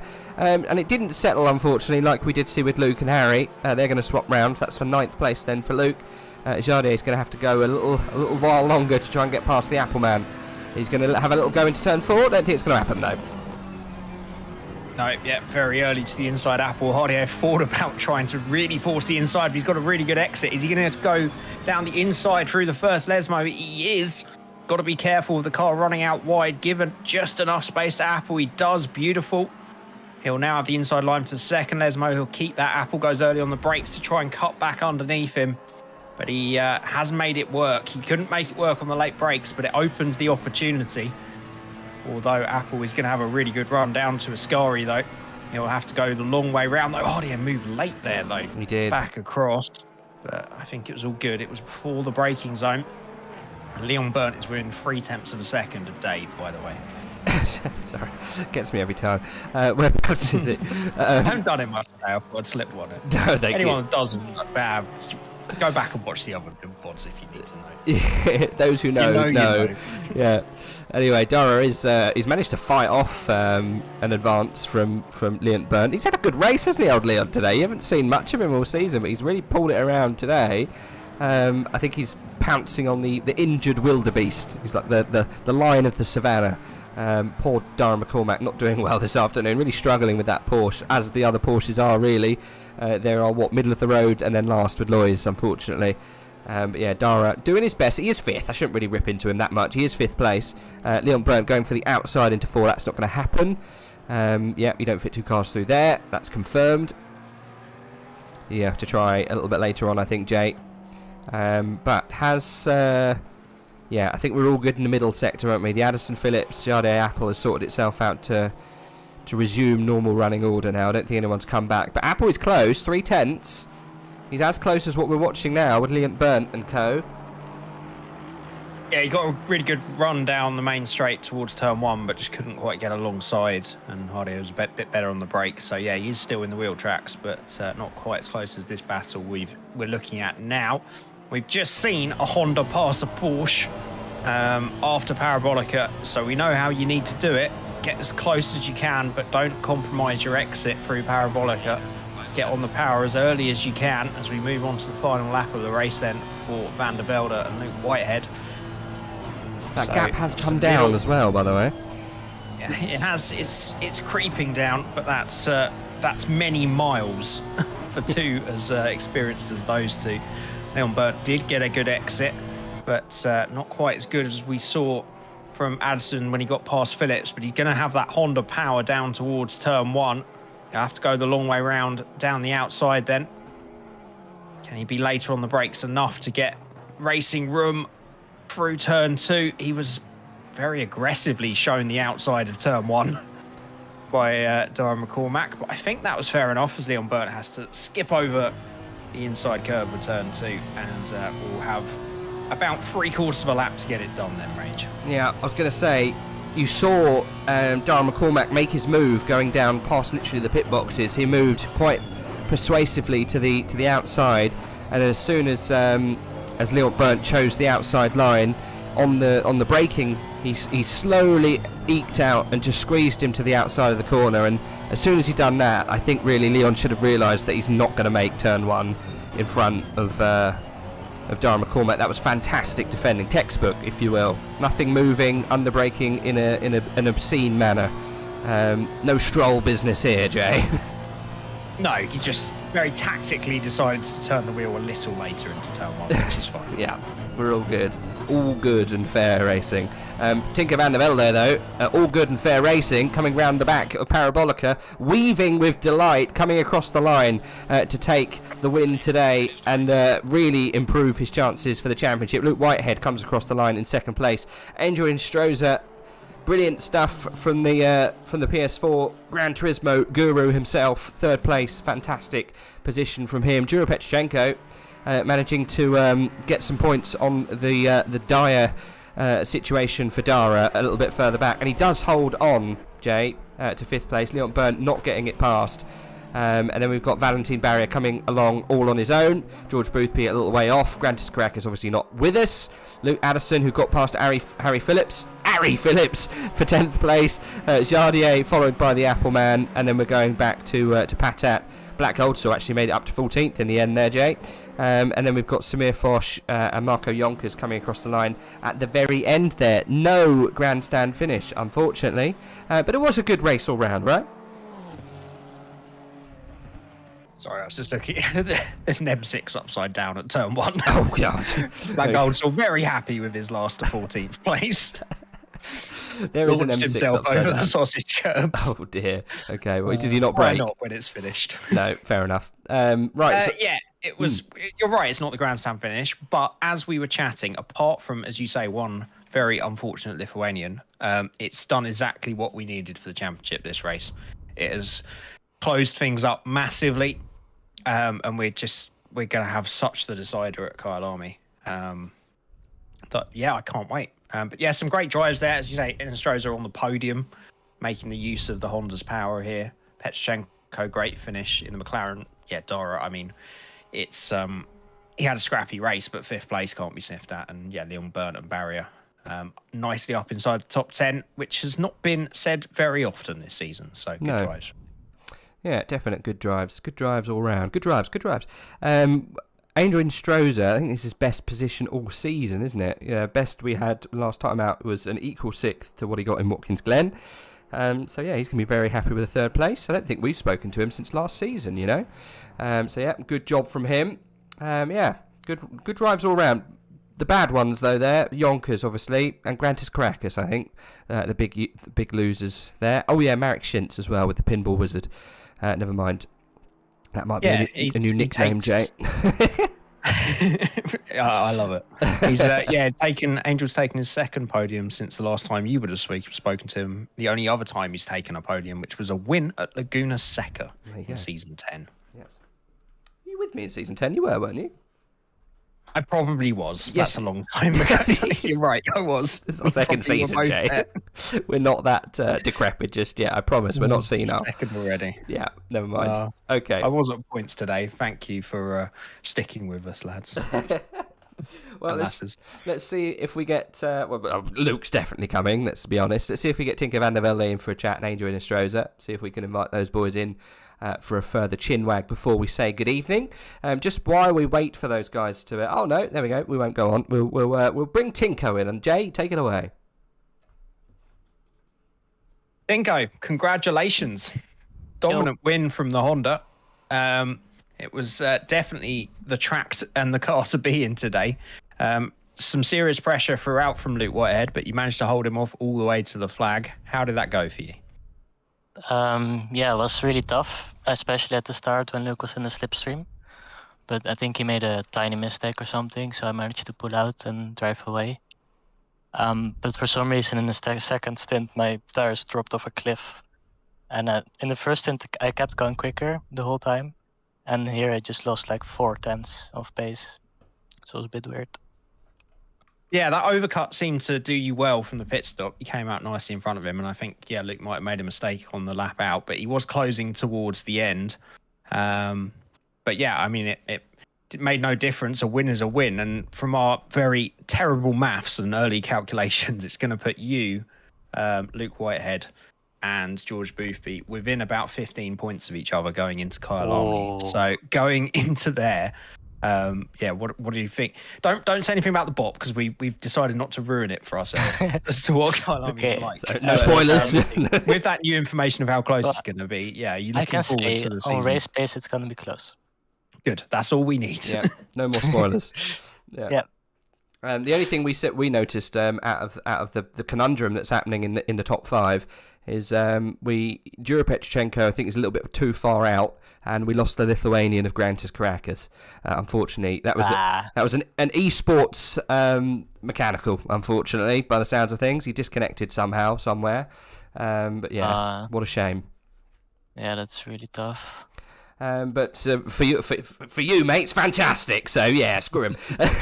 Hey, but hey, it's the first race of the season that you've won, which is brilliant. I mean, you're already knocking on the door, 2nd and 3rd place, click straight in the pocket. So yeah, fantastic. Yep. I mean, you've looked threatening all season, haven't you? You know, what do you think has turned that tide for you? Because I know obviously a couple of seasons ago you were right up there. I think it was season 9 you were threatening. I think with George Boothby, possibly you're the only person there who could really take it to the last race of the season. So again, you're in that same position, Tinko, but you've got better points underneath you this time. So what do you do? You know, gearing up to the final race, you get it all out your head, or do you go crazy, go for a run, put some music on? Well, preparation is gonna be tough because I have a 24-hour race the same weekend or the weekend before. Oh dear. Also, this time around we had yesterday 24-hour ended, so yeah, preparation was not really much, but should be Kyalami, one of my best tracks, so should be good. So is that, obviously we had that, is it Spa? Jay, you know more about this, you keep your eye on to the endurance bits and pieces. Was it Spa that we had over the weekend? Yeah, probably the biggest SRO finale that's got delayed because of something earlier in the year that I think you were also experiencing, or we were over here. Oh, is this the DDoS stuff? Yeah. Oh, is this the stuff we don't talk about? Is this faux pas? I don't know if we don't talk about it. I've just decided we don't. Oh, okay, come at us, you DDoSing bastards! Anyway, Tinko. No, don't. we were fine. We had one. I think Voodoo. No, Shooter. I think maybe got rid of it for us. Someone in the background sorted us out. I think we were the only leagues that managed to dodge that bullet. So, like I say, come at us. Anyway, Tinko, fantastic job. Hopefully, we'll see you taking the crown away from George Boothby and Luke Whitehead. They've already got championships under their belt, so hopefully we can add a new one to the staple of AOR. So I hope that we can have that conversation next week. Cheers. It's good to have your support. Yes. Thank you. Yeah, no, 100%. But always Team Tinko, especially your rise to power this season. It's been fantastic to watch.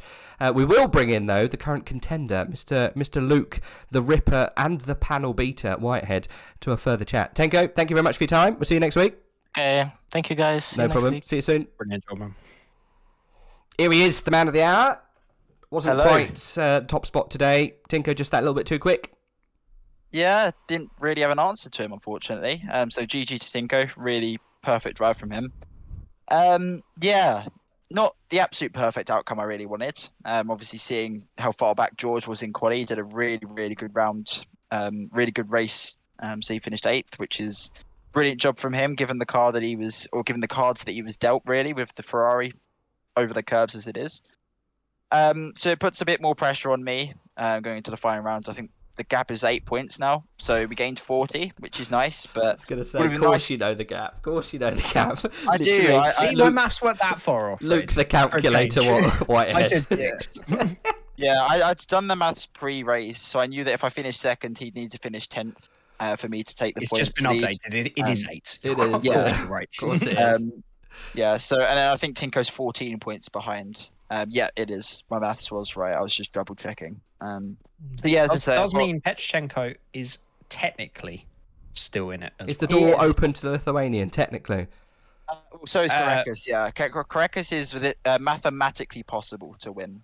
So if basically George, myself, and Tinko all have a really bad one and Grantos wins, then he can win the championship. But given Anybody how listening that didn't turn up for the last couple of races, please turn up. We need as many cars as possible to open up the possibilities. yeah, I mean, given how bad the McLaren is at Kyle Army, I think. No. Sorry, we didn't tell you. We don't know the bop. We don't know the bop. We don't want any spoilers. We forgot to say, Luke. Sorry, that's our fault.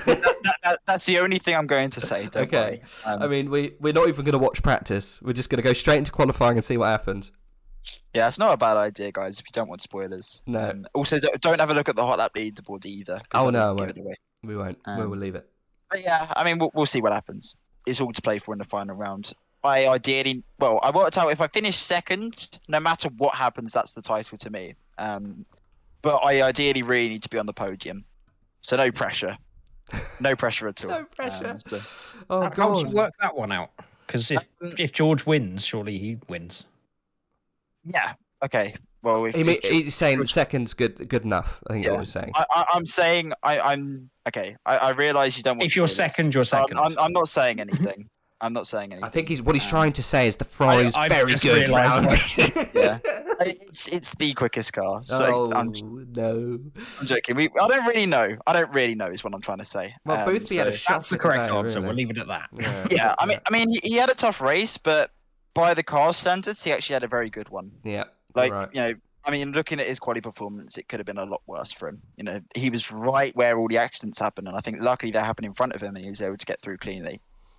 And obviously, Marek had his incident. Marco Yonkers had his incident. Yeah. And that was straight away. That's 2-3 positions, and if that hadn't happened, he'd be P10, and we'd be in the lead right now. So, this is how the cookie crumbles. But yeah, we'll see. I'm excited for the final round. You never know what will happen. You never know. Could have an awful qualifying session. Could get taken out. Could have a Grantis Caracas mechanical. You never know. Oh, that would be disastrous, wouldn't it? At the same token, could happen to me and Tinko. Quite right. So, it could happen to anyone. But, we'll see. I don't want to predict anything because the opposite will happen. But I think, even after my first round, I'm happy with any sort of outcome in this championship. I was, P16, I think, after round 1. P15, sorry. So yeah, it's pretty shocking. So to come back and be in the contention, I'm happy nonetheless. Yeah, because obviously Spa was 15th for you, and then obviously it was Indianapolis. We don't talk about Indianapolis. That was what, 13th place? Yeah. I mean, Indianapolis was a bit like Monza was for George today. Yes. The car was shocking, and we maximised what we really could do. I think Spa was the big killer, really. Should have been a good result there, and the pace wasn't bad. We just really struggled. So, it is what it is. Lesson learned. So, Kyle Army next. Yeah. I mean, you fought back throughout the season after what happened in Spa. It's not all disaster. After Spa it was 5th, second, then obviously we won't talk about it, and then 1st and 2nd. So, I mean, let's see. Let's see what happens.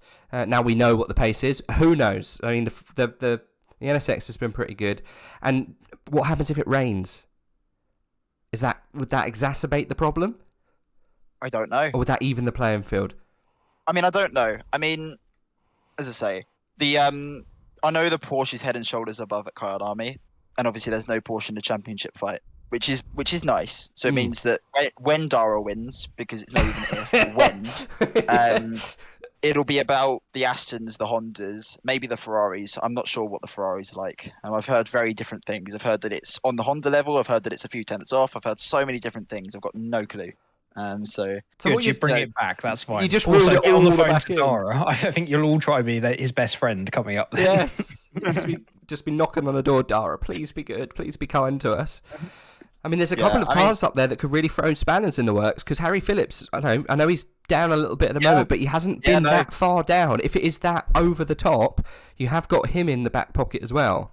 Yeah, well, he might very well be second. Yeah. So, if that's the case, that'll even throw stuff more in the into the mix. And I know the Aston's very strong. The BMW is very strong. If any of them decide to turn up this time, I'm sure they will for the final race.